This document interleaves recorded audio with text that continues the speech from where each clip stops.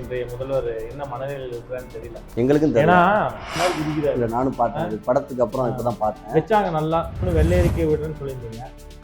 அதுக்கே ஒன்று உங்களுக்கு காலக்கெடு இருக்கு. அதுக்குள்ள நீங்க அவசரமா இதை செய்யறது வந்து ஒரு சந்தோஷமான விஷயமாகவும் 46 கல்குவாரியை தற்காலிகமாக மூடிதா சொல்றாங்கண்ணா. எல்லாருமே வந்து அருண் ஐபிஎஸ் நியமிச்சது மட்டும் பர்டிகுலராக எல்லாருமே கொஸ்டின் பண்ணுறாங்க. 60 கோடி ரூபாய் ஊழல், அதாவது லஞ்சம் மட்டுமே கொடுத்துருக்கா இல்லை கண்டிப்பாக விவசாய கடன் முழுவதும் தள்ளுபடி சொல்லிட்டு 50,000 ரூபாய்க்கு கீழே வாங்கினவங்களுக்கு மட்டும்தான் முழுவதுமாக தள்ளுபடியும், 60,000 70,000 அந்த மாதிரி டேரிஃப் ஒரு மாதிரி போட்டுட்டு 1 லட்ச ரூபாய்க்கு மேலே வாங்கியிருந்தா வெறும் 5,000 தான் சொல்லியிருக்காங்க. அங்கிட்டு பார்க்க கூட இல்லை, வெளியில வர்றாரு அப்படியே கார்ல ஏறி போயிடுறாரு. இப்போ அவர் 150 நாள் கழிச்சு பேட்டி கொடுத்தாருன்னு சொல்லிட்டு இவர் 200 நாள் கழிச்சு பேட்டி கொடுக்குறத நீங்க வரவேற்கிறீங்களா? டெல்லி போயிட்டு யாருமே பிரஸ் மீட் கொடுக்காம வந்ததில்லை. திமுகவினருக்கும் விசிகவினருக்கும் சண்டை, அடிதடி சண்டையாகி பிரகலைகள் ஆரம்பம். வணக்கம், மீண்டும் உங்களை அரசியல் அரட்டையில் சந்திப்பதில் மிக்க மகிழ்ச்சி. மீண்டும் என்னுடன் இணைந்திருப்பவர் அரவிந்த். வணக்கம் அரவிந்த். வணக்கண்ணே. வணக்கம். சொல்லுங்க அரவிந்த், உங்களுடைய கொஸ்டின்ஸ்லாம் நீங்கள் என்னன்னு பார்த்து கேட்டீங்கன்னா, ஆடு அதுவே அருவால வாயில கவிட்டு வந்து என்ன வெட்டுன்னு குனியுதடா. இல்லை, ஒரு சில நெகட்டிவும் இருக்கு, நல்ல விஷயங்களும் இருக்குண்ணா. ஆனால் ரெண்டுக்கும் நீங்கள் வந்து கரெக்டாக பதில் சொல்லணும். அதுக்கு தான் உங்களை தேடி வந்திருக்கோம். என்னோட நண்பர்கள் எல்லாமே நிறைய கொஸ்டின் கேட்க சொல்லி நம்ம லாஸ்ட் வீடியோ பார்த்துட்டு சிலர் வந்து நமக்கு கமெண்ட் பண்ணியிருந்தாங்க.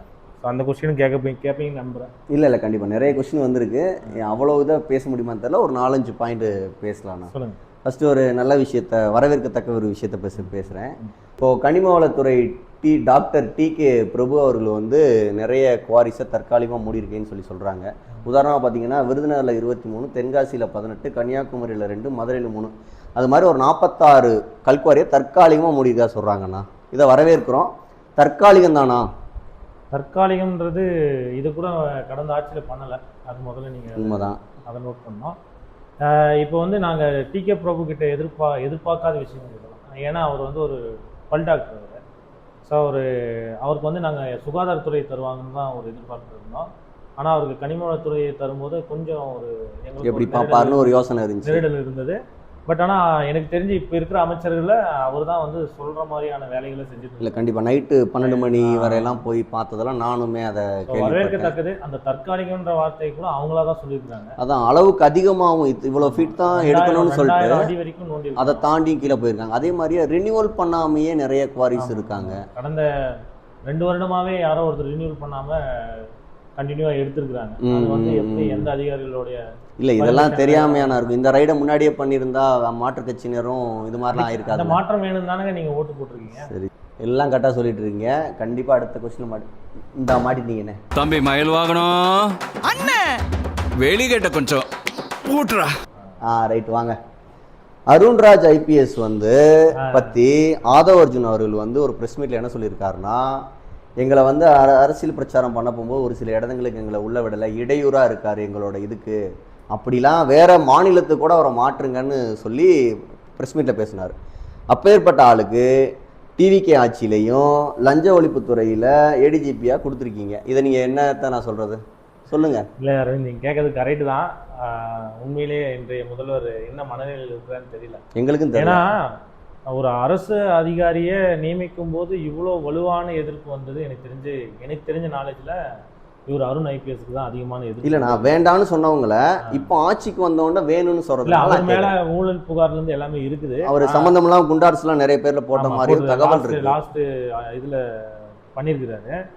ஆனால் அதுக்கான நிலைப்பாடுகள் வந்து அவங்க ஒன்றும் தெளிவாக சொல்லலை. இப்போ நீங்கள் அதே முதல்வருக்கு வந்து பர்சனல் கைடு இதை ஆதரிக்கிறீங்களா? இல்லை கண்டிப்பாக இல்லை, நான் சொல்லிடுறேங்க, நீங்கள் என்ன சொல்ல விடுங்க. சொல்லுங்க நீங்கள் சொல்லுங்க. நாங்கள் வந்து எல்லாத்தையும் மேம்போக்கா எல்லாத்தையும் ஆதரவு பண்ண மாதிரியான மன நிலைப்பாடு எங்களுக்கும் கிடையாது. நான் அதை வரவேற்கிறேன். என்னன்னா, இப்போ நீங்கள் அதே சட்டப்பேரவையில் அவருடைய பர்சனல் செக்யூரிட்டியாக ஒருத்தரை ஜோசியர் ஏதோ ஒருத்தர் நியமிச்சாங்கன்னும் போது அதை சொல்லும் போது இமீடியட்டாக விமர்சனங்கள் வரும்போது அன்னைக்கு ஈவினிங்கே வந்து அவர் அந்த இதை ரிட்டர்ன் வாங்கிட்டார். ஸோ இதற்கும் ஒன்று அதுக்கான தெளிவான விரிவாக்கத்தை கொடுக்கணும்.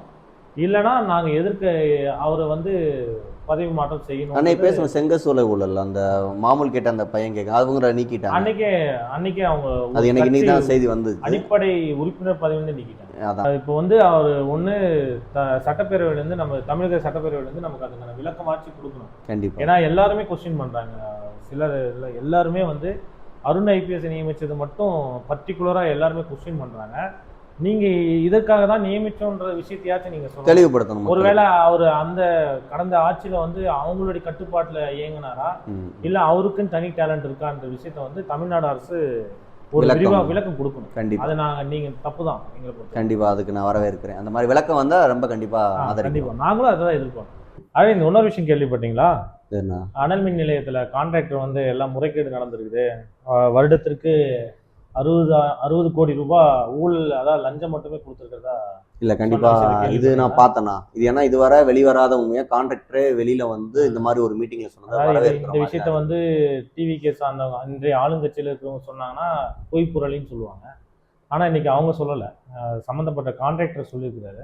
இல்லை உண்மைதான், நீங்கள் சொல்லும் போதெல்லாம் கோடியிலேயே சொல்றீங்க. இது மாதிரி எத்தனை கோடி போச்சோ, நம்மளோட மக்களோட வரிப்பணம் எவ்வளோ வீணாச்சுன்னு சொல்றதை கேட்க. இல்லை அவங்க இதுக்கான அறிக்கையெல்லாம் எடுத்துருக்குறாங்க. டேட்டா பேஸ் வந்து இல்லை கண்டிப்பா நான் அறிக்கையோட விட்டுறக்கூடாதுண்ணா. இதுக்கு பின்னாடி இருக்கிறவங்க தண்டனை வாங்கி கொடுக்கறத வந்து டேட்டா பேஸ் எடுக்கிறாங்க.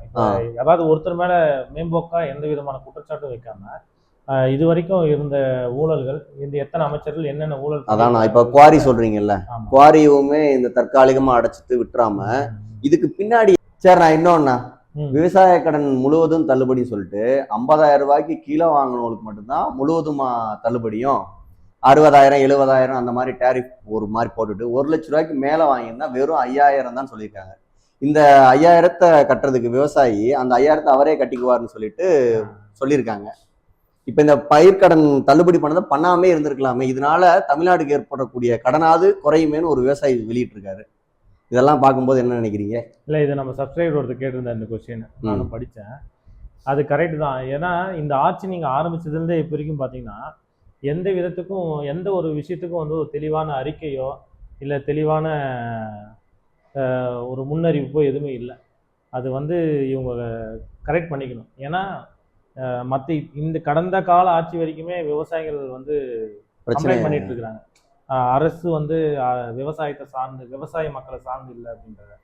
ஸோ இப்போ இருக்கக்கூடிய அரசும் வந்து விவசாயத்தை சார்ந்து இல்லைன்னா எந்த ஒரு அரசாங்கம் வந்து விவசாயத்தை சார்ந்து இருக்குதோ அந்த அரசாங்கம் தான் வளரும். இல்லை இன்னும் நெல் கொள்முதல் நிலையங்களில் பார்த்தீங்கன்னா நெல் வந்து மலையில பட்டு தார்பாய் மட்டும் போட்டு பயிர் முன்னாடி நடந்ததுங்க. இல்லைண்ணே அதானே, அதுக்கு இதை ஒரு மேம்படுத்தினா நல்லா இருக்கும். ஒரு கிடங்குகள், அதாவது நம்ம வைக்கிறத மேம்படுத்தினா அது அந்த அமைச்சர் வந்து அறிவிச்சிருக்கிறாங்க பழைய ஆட்சியில். ஏன்னா இப்போ நிதிநிலையில வந்து விவசாயத்துக்கும் சம் அமௌண்ட் ஒதுக்குனா நல்லா இருக்கும்னு நான் சொல்றேன். பழைய ஆட்சியில என்னென்ன தவறு நடந்துச்சோ இந்த ஆட்சியில நடக்காத மாதிரி அடுத்த வருஷம் இதே பத்தி ட்ரோல் பண்ணாத மாதிரி நடந்துக்கணும்னு சொல்றேன் விஜய். இல்ல மற்ற கட்சிகள் ஊருகா மாதிரி விவசாயிகளை தொட்டுக்கிட்டாங்க, அதே வந்து தாவேக்காவும் கண்டினியூ பண்ணக்கூடாது என்னுடைய வேண்டுகோளும் சரி. ஸோ அந்த இதுக்கான தெளிவான அறிக்கையை வந்து ஒன்று விடணும். என்னன்னா நாங்கள் இப்போதைக்கு பண்ணியிருக்கிறோம், இல்லை ஃபர்தராக ஃபியூச்சரில் இதை கேன்சல் பண்ணுவோம், இல்லை எங்களால் இவ்வளோதான் பண்ண முடியும் அப்படின்ற விஷயத்தை ஏதாவது ஒரு தெளிவு கொடுத்துருக்கணும். ஏன்னா நீங்கள் வந்து ஒன்று வெள்ளை அறிக்கையை விடுறேன்னு சொல்லியிருந்தீங்க, அதுக்கே ஒன்று உங்களுக்கு காலக்கெடு இருக்குது. அதுக்குள்ளே நீங்கள் அவசரமாக இதை செய்கிறது வந்து ஒரு சந்தோஷமான விஷயமாவும் விவசாயிகளுக்கும் இல்லை, செய்கிற உங்களுக்கும் ஒரு நல்ல பேர் இல்லை, அதை அனுபவிக்கிற விவசாயிகளுக்கும் ஒரு சந்தோஷம் இல்லை. அப்படி ஒரு விஷயத்த நீங்கள் ஏன் இவ்வளோ அவசரமாக செய்யணுன்ற கொஸ்டின் மார்க்கு இல்லை. அதுக்கு வந்து ஒரு வெளிப்படையான இதாக இப்போ இவர் நம்ம முதல்வரே அதை சொல்லியிருந்தாருன்னா ஃபர்ஸ்ட் தவணையா இந்த ரூபாய் நான் தள்ளுபடி பண்ணுறோம், அடுத்த தடவை தள்ளுபடின்னு சொன்னால் மக்கள் இன்னும் நல்லா வரவே. ஏதாவது ஒரு அறிக்கை வரும் நான் எதிர்பார்க்குறேன். இந்த வீக்குள்ள நான் ஒரு இதுக்கான ஒரு தெளிவான அறிக்கை வந்து முதலமைச்சர் சைட்லேருந்து வரும்னு ஒரு எதிர்பார்ப்பு. சரி இப்போ டெல்லி போயிட்டு வந்து முதல்வரில் வந்து டெல்லியில் சந்திக்கிற பத்திரிகையாளர்கள் அவரை அழைக்க போகும்போது அவர் வந்து ப்ரெஸ் மீட் கொடுக்கல. ஏன்னா இதுவரை சொல்லிட்டாங்க டெல்லி போயிட்டு யாருமே ப்ரெஸ் மீட் கொடுக்காம வந்ததில்லை, முதல் முறையெல்லாம் இவர் வந்து ப்ரெஸ் மீட்டே இல்லை, அங்கிட்டு பார்க்க கூட இல்லை, வெளியில வர்றாரு அப்படியே கார்ல ஏறி போயிடுறாரு. இல்லை கடந்த ஆட்சியில் நீங்கள் ஃபர்ஸ்ட் ப்ரெஸ் மீட் வந்து முதலமைச்சரோ இல்லை துணை முதலமைச்சரோ எத்தனை நாள் கழிச்சு கொடுத்தாங்க உங்களுக்கு ஏதாவது ஒரு ஐடியாஸ் இருக்கா? இல்லைண்ணா எனக்கு ஐடியா இல்லை. அவர் வந்து 130 நாள் கழிச்சு தான் உதயநிதி தான் அதுவும் பேட்டி கொடுத்தாரு, முதலமைச்சர் பேட்டி கொடுக்கல.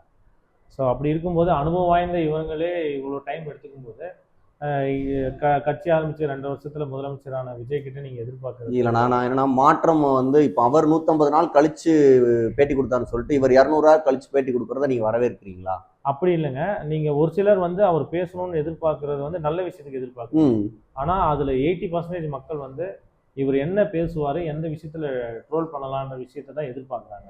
ஸோ இந்த விஷயத்தெல்லாம் யோசிக்கும் போது பேசி ட்ரோல் ஆகிறதோட செயல்ல என்னுடைய செயல் இருக்கும், பேச்சோட என்னுடைய செயல்ல நான் காட்டிக்கிறேன் அப்படின்னு விஜயோட நிலைப்பாடு என்னை பொறுத்த வரைக்கும் சரின்னு இல்ல இப்போ பிரச்சாரத்துல பாத்தீங்கன்னா இதே விஜய் வந்து ரொம்ப ஆக்ரோஷமாவும் சொல்லுங்க சிஎம் சார், சிஎம் சார்னு சொல்றதை வந்து சங்கடப்படுறேன், அங்கிள்னு சொல்றதை சங்கடப்படுறான்னு சொல்லிட்டு சிஎம் சார்னு மாத்தினாரு. அப்போ அரசியல் அவரோட ஸ்டார்டிங்ல இருக்கிற ஸ்பீச் இப்ப அப்படியே உள் டவுன் ஆன மாதிரி இருக்குல்ல. இல்லைங்க, நெருக்கடி இருக்குதுங்க. நீங்க வந்து 15 நாள் தாங்க ஆயிருக்கு அவருக்குன்னு உண்டான நெருக்கடி. நான் கடைசி வீடியோல சொன்ன மாதிரி தான், அவரு ஆட்சி அமைக்கிறதுல பிரச்சனை இருந்துச்சு, ஆட்சி அமைக்கிறதுக்கு ஆதரவு தரதுல பிரச்சனை இருந்துச்சு. இதெல்லாம் முடிச்சு வரும்போது ஏடிஎம்கேவோட சப்போர்ட் உள்ள வரும்போது அவங்கள உள்ள சேர்த்தக்கூடாதுன்ற பிரச்சனை இருந்துச்சு.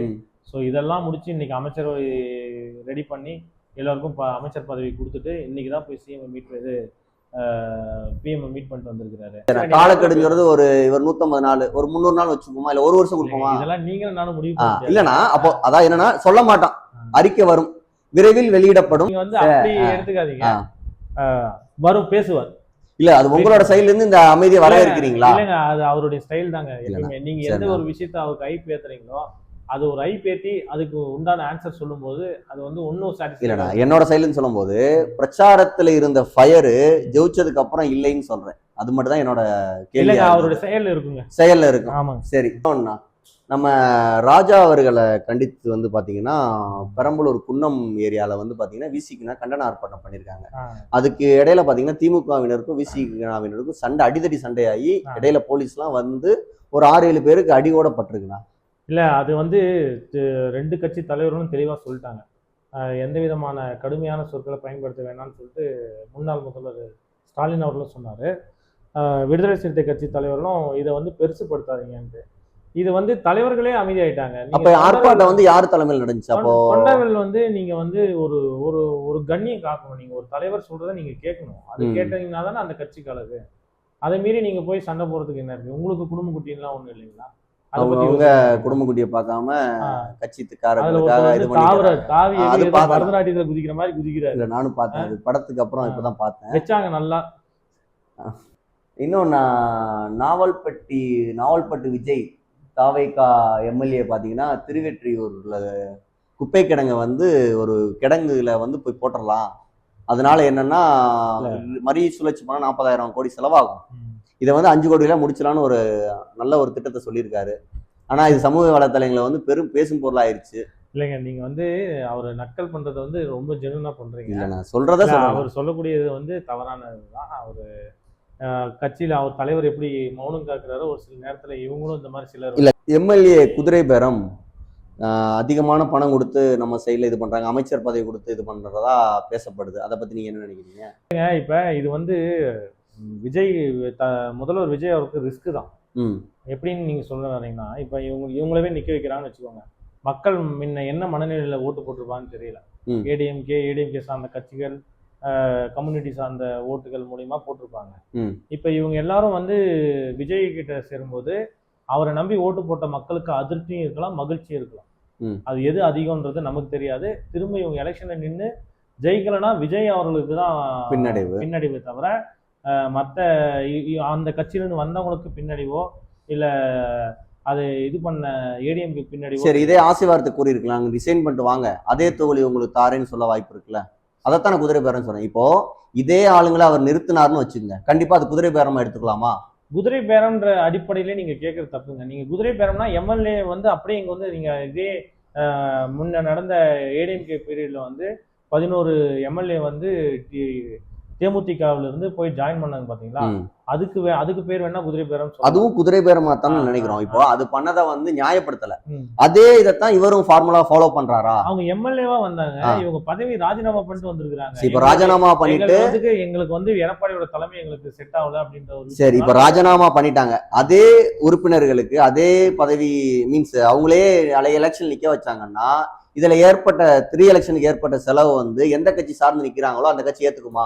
அது வந்து தேர்தல் கமிஷன் தாங்க முடியும். இப்போ வலைதளத்துல ஒரு போஸ்ட் வைரல் ஆயிட்டுங்க, தேர்தல் ஆணையத்துக்கு வந்து ஒரு வேண்டுகோள் மாதிரி, இந்த மாதிரி கட்சியை ரிசைன் பண்ணிட்டு வர்றவங்களுக்கு ஏற்படக்கூடிய அடுத்த 3 எலெக்ஷனுக்கு ஏற்படக்கூடிய செலவை அவங்க தான் ஏற்கணும். அப்படி இல்லைன்னா எந்த கூட்டணி சார்ந்து போய் நிக்கிறாங்களோ அவங்க தான் ஏற்கணும். அதே மாதிரியா 20 வருஷத்துக்கு அவங்களுக்கு வந்து எந்த அரசியல் சம்பந்தப்பட்ட இதுலயுமே அவங்க இருக்கக்கூடாதுன்னு வலைதளத்துல போட்டிருக்காங்க, அதை வரவேற்கிறாங்க மக்கள். இல்ல வரவேற்கத்தக்கது தானே, அது உண்மையான விஷயம் தான். இது வந்து இந்த விஷயத்த வந்து எங்க அண்ணன் சீமான் அவர்கள் வந்து இது முன்னாடி எலெக்ஷனுக்கு முன்னாடி சொன்ன விஷயம். நெல்லு போட்டா நெல்லு முளைச்சுக்க, சொல்லு போட்டா சொல்லு முளைச்சுக்க. ஒண்ணுமே போடாட்டி புல்லு முளைச்சிருங்க.